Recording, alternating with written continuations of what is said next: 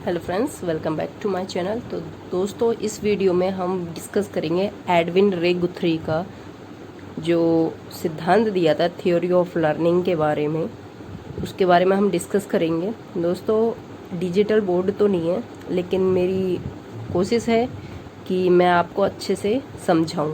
ये मेरे hand written note हैं जो आपकी हेल्प करेंगे किसी भी टेट को क्लियर करने के लिए। तो हम स्टार्ट करते हैं। एडविन रे गुथ्री, कभी कभी आता है एडविन पूरा लिखा जाएगा ER गुथ्री, तो आप कंफ्यूज ना हो, यही है इसका नाम। थ्योरी ऑफ लर्निंग इन्होंने दिया था अधिगम का सिद्धांत। ठीक है, थोड़ा इनके बारे में परिचय ले लेते हैं। ये व्यवहारवादी थे, बिहेवियरिज्म थे, अमेरिकी निवासी थे। कहाँ के निवासी थे? अमेरिका के निवासी थे। कौन? गुथ्री। इन्होंने जो सिद्धांत दिया था दोस्तों, उसका नाम था समीपता का सिद्धांत। क्या नाम था? समीपता का सिद्धांत उसका नाम था। वो जो सिद्धांत कई नामों से जाना गया, इसलिए आप कंफ्यूज ना हो। कभी कभी पूछ लेता है कि स्थापन का सिद्धांत किसे कहते हैं? तो जो समीपता का सिद्धांत गुथ्री ने दिया है, उसी का उपनाम है प्रतिस्थापन सिद्धांत। अनुबंध अधिगम का सिद्धांत, ये भी पूछ सकता है। और फिर है नेक्स्ट सामीप्य सिद्धांत, सामीप्य का सिद्धांत। ठीक है, ये इनमें से कोई भी अगर नाम आता है तो आप कंफ्यूज ना हो, ये सिद्धांत, ये थ्योरी एक ही है। ठीक, तो अब हम देखते हैं नीचे। मैंने पहले ही लिख लिया है मैन पॉइंट। देखो, प्रयोग जो गुथ्री जी थे ना, इन्होंने प्रयोग प्रैक्टिकल किस पे, एक्सपेरिमेंट किस पे किया था? बिल्ली पर। इन्होंने दो प्रयोग किए थे, एक बिल्ली पर किया था, एक खरगोश पर। किस पर? एक बिल्ली और एक खरगोश, कैट और रैबिट पर। जो बिल्ली पर प्रयोग किया था वो हॉर्टन के साथ मिलकर किया था। किसके साथ मिलकर किया था? हॉर्टन के साथ। और जो खरगोश पर प्रयोग किया था वो उन्होंने अकेले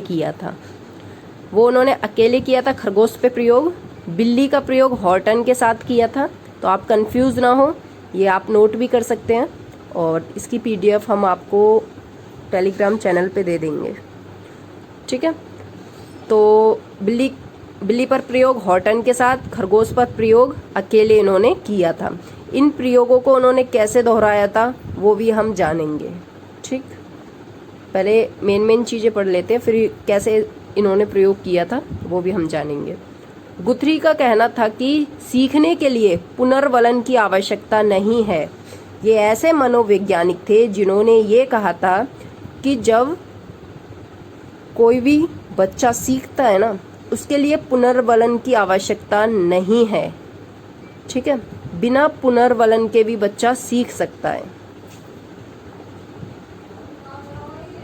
नेक्स्ट है उद्दीपक और अनुक्रिया के मध्य समीपता का होना आवश्यक है। इन्होंने ये कहा था कि जो उद्दीपक है ना, स्टिमुलस और रिस्पॉन्स के बीच समीपता का होना अति आवश्यक है।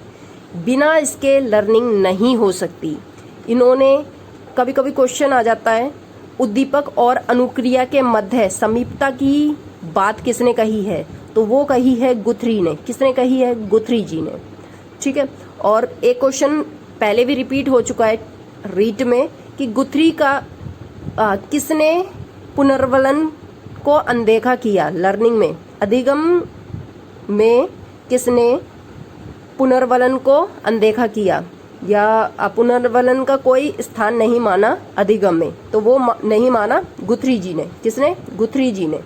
तो आगे बढ़ते हैं हम। अभी इसका प्रयोग जानते हैं कि इन्होंने जो बिल्ली पर प्रयोग किया था दोस्तों, कैसे किया था आप नोट कर सकते हैं, क्योंकि अगर हम नोट करके दिखाएं तो वो बहुत लंबा हो जाएगा। मैं आपको समझा दूं। तो जो गुथ्री जी थे ना, तो उन्होंने एक प्रयोग किया था कैट पर हॉर्टन के साथ मिलकर।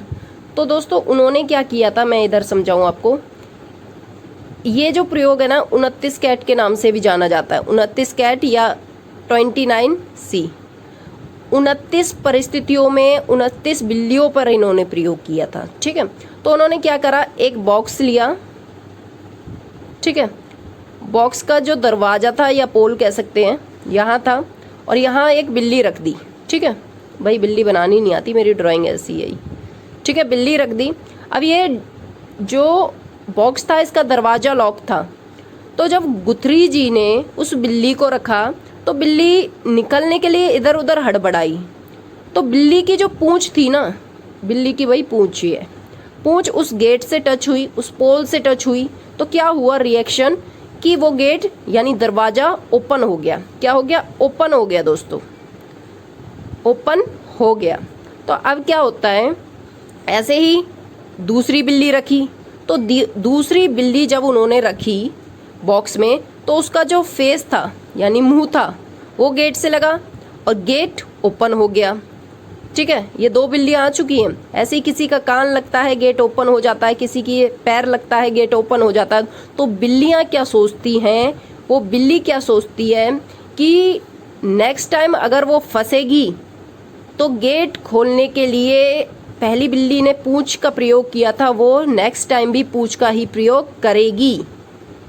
उसके माइंड में कॉन्सेप्ट बन गया कि मेरी पूंछ अगर टच होगी गेट से, पोल से, तब ही दरवाज़ा खुलता है। और सेकंड जो बिल्ली थी उसके माइंड में कॉन्सेप्ट बन गया कि मेरा मुंह टच होगा गेट से, तब ही दरवाज़ा खुलता है, ठीक है। ये जो थ्योरी थी ये इसी पे बेस थी कि उनके माइंड में ये सेट हो जाता था कि कोई भी अंग अगर लगता है तो उससे दरवाज़ा खुलता है दोस्तों। तो ये था प्रयोग कैट पर। इसे 29C या 29 कैट के नाम से भी जाना जाता है। और अब हम देखते हैं खरगोश का जो प्रयोग था। तो खरगोश का प्रयोग इधर मैं समझा दूं, बोर्ड नहीं है भाई। खरगोश का प्रयोग सोचो, एक पीटर नाम का बच्चा था, पीटर, ठीक, पीटर बच्चा था। ये एक आंटी थी भाई, ड्राइंग ऐसी, आंटी थी जिनका नाम था जॉन, कुछ भी नाम ले सकते हैं, जॉन, ठीक है। तो इनका नाम जो था वो था जॉन। तो पीटर जब भी आंटी को देखता था तो पीटर क्या करता था, स्माइल करता था दोस्तों। क्या करता था? स्माइल करता था उन्हें देख के पीटर, ठीक है। तो डेली जब भी आंटी आती थी तो पीटर के फेस पे स्माइल आ जाती थी। तो एक समय क्या हुआ, रैबिट ने एंट्री ली। जिस टाइम पे आंटी आती थी उस टाइम पे रैबिट आया, ठीक है। सेम अनुक्रिया पीटर ने रैबिट को देखकर की। पीटर रैबिट को देख के मुस्कुराया, पीटर रैबिट को देख के मुस्कुराया। यानी कहने का तात्पर्य यह है कि जो रिस्पॉन्स, जो प्रतिक्रिया जॉन को देखकर पीटर ने की थी वही रैबिट को देखकर की। क्यों? क्योंकि वो उसी समय आया, उसी स्थिति में आया। तो ये था दोनों का प्रयोग। ये प्रयोग बहुत ही इम्पोर्टेंट है। ये याद रखना कि खरगोश पर उन्होंने इंडिविजुअल प्रयोग किया था, बिल्ली पर उन्होंने हॉर्टन का प्रयोग किया था, सॉरी हॉर्टन के साथ मिलकर प्रयोग किया था। और दोस्तों एक बात बता दूं, जो गुथरी जी थे ना, उनका मानना था कि सिंगल ट्राई, एक ही प्रयास से, एकल प्रयास की बात किसने कही थी? गुथरी जी ने। आप नोट कर लें, जो एकल प्रयास की बात की थी गुथरी जी ने की थी। उन्होंने कहा था जो लर्निंग है ना, जो लर्निंग है वो सिंगल ट्रायल से ही होती है। बच्चे को बार बार ट्राई करने की आवश्यकता नहीं है। तो सिंगल ट्राई से बच्चा अधिगम कर सकता है। एकल प्रयास की बात किसने कही? कई बार ये क्वेश्चन पूछा गया है। तो वो बात कही थी इन्होंने, गुथरी जी ने। किसने कही? गुथरी जी ने। तो फ्रेंड्स जो गुथरी जी थे उन्होंने आदत निर्माण विधि बताई थी। ये बताई थी 3। कितनी विधि बताई थी? 3, जैसा कि मैंने लिख रखा है। पहली है सीमा विधि, जिसे देहरी विधि भी कहा जाता है। दूसरी है थगान विधि। तीसरी है असंगत उद्दीपक या परस्पर उद्दीपक, इस विधि को कहा जाता है। ये 3 थी। अब इन्हें देखेंगे कि सीमा विधि क्या है, थगान विधि क्या है, असंगत विधि क्या है, असंगत उद्दीपक क्या है, एग्जाम्पल के माध्यम से, जो आपको पूरी तरीके से क्लियर हो जाएगा ये कॉन्सेप्ट। तो सीमा विधि या देहरी विधि में क्या होता है, ये मैंने लिख रखा है मेन पॉइंट। उद्दीपक की गति कम करना, उद्दीपक की जो गति है वो कम कर दी जाती है। किसमें? देहरी विधि में। जैसे एग्जाम्पल ले लो कि मैं एग्जाम्पल यहाँ दूँ कि आप क्या हो, आपको घोड़े का बहुत शौक है, तो आपने एक नया घोड़ा खरीदा है। ड्राइंग आप जानते हो मेरी। तो क्या है कि जब स्टार्टिंग में आप उस पर बैठना चाहते हो, सवारी करना चाहते हो, तो घोड़ा आपको गिरा देता है, बैठने नहीं देता है, क्योंकि उसे उस चीज़ की आदत नहीं होती है दोस्तों। तो आप क्या करते हो कि घोड़े को उसकी आदत लगाने के लिए आप उस पर थोड़ा वजन रखते हो, ठीक है। अगले दिन थोड़ा और वजन बढ़ाते हो, अगले दिन थोड़ा और वजन बढ़ाते हो अपने मुताबिक। जैसे आपका 50 किलो वेट है तो 50 किलो तक का वेट उस तक रख देते हो। तो घोड़े को क्या हो जाती है, उसकी हैबिट हो जाती है। क्या हो जाती है? हैबिट हो जाती है। तो क्या होता है, एक समय 4 दिन बाद क्या होता है, जब आप उस पर सवारी करना चाहते हो, आप उस पर बैठते हो, तो घोड़ा आपको नहीं गिराता है। क्यों? क्योंकि उसे उद्दीपक की गति कम हो गई है, उसे हैबिट हो गई है उस चीज़ की। ये एग्जाम्पल है सीमा विधि का, देहरी विधि भी इसे कहते हैं। नेक्स्ट है थगान विधि। इसमें क्या होता है, गलत आदत रोकने के लिए ये विधि का प्रयोग किया जाता है। कोई टीचर, कोई पेरेंट्स अपने बच्चे के साथ इस विधि का प्रयोग कर सकता है। इसमें क्या होता है कि पहले मैं आपको बता दूं कि ये क्वेश्चन आ जाता है, गलत आदत रोकने के लिए कौन सी आदत निर्माण विधि का प्रयोग किया जाता है। कई बार रिपीट हुआ है दोस्तों ये क्वेश्चन। तो थगान विधि का। किसका? थगान विधि का। तो क्या होता है, आप एग्जाम्पल हम यहाँ समझते हैं। एग्जाम्पल, एक मॉम है तो वो खाना बनाती हैं, रोटी बनाती हैं। आपके साथ भी हुआ होगा, जो गर्ल्स हैं, गर्ल्स हो चाहे बॉयज़, कोई भी है, सन हो या डॉटर, ठीक है। तो जब माँ खाना बनाती है, रोटी गोल गोल बेलती है, तो बेटी या बेटा क्या माँ को देखता है? माँ को देखता है तो उसका मन करता है कि मैं भी रोटी बनाऊं। तो वो क्या करता है, थोड़ा सा आटा लेता है और बिगाड़ता है। कभी सांप बनाता है उसका, कभी रोटी बनाता है, लेकिन नहीं, उसका काम बस वेस्ट करना है, ठीक है। तो ऐसी विधि को, ऐसी आदत को रोकने के लिए माँ क्या करेगी? माँ करेगी कि बेटा एक दिन खूब सारा आटा लेगी, और जैसे पहले रोकेगी ना माँ बच्चे को, तो कि बेटा रहने दे, ये मत कर, ये गलत है, ये करना तेरे लिए सही नहीं है, मत कर। तो बच्चा नहीं मानेगा, कहेगा मैं तो करूँगा, मैं तो करूँगी।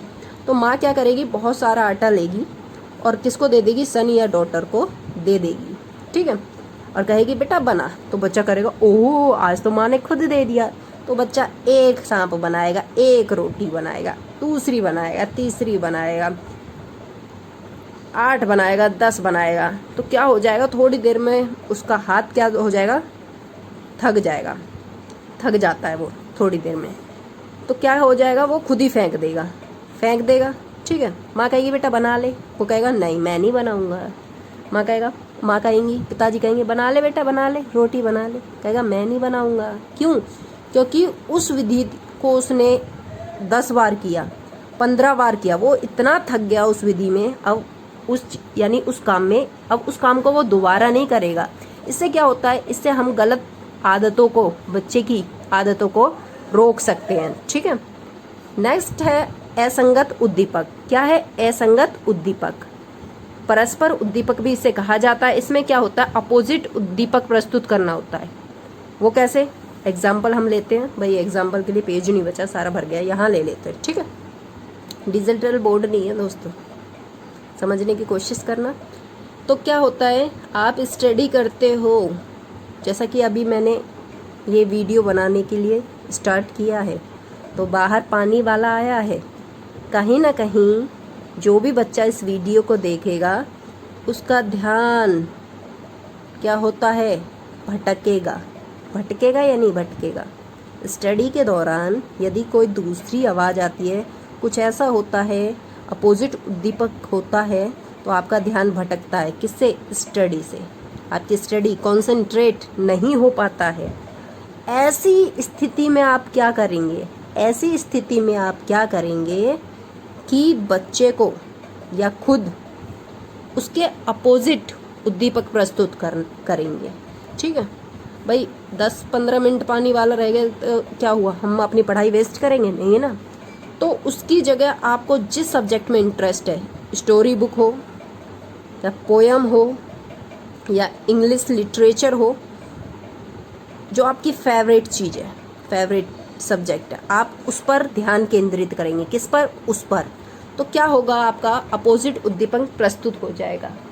आप उस पर कॉन्सेंट्रेट अच्छे से करेंगे, चाहे बाहर कोई पानी वाला आए, कोई कुछ भी आए, लेकिन आपको कोई फर्क नहीं पड़ेगा।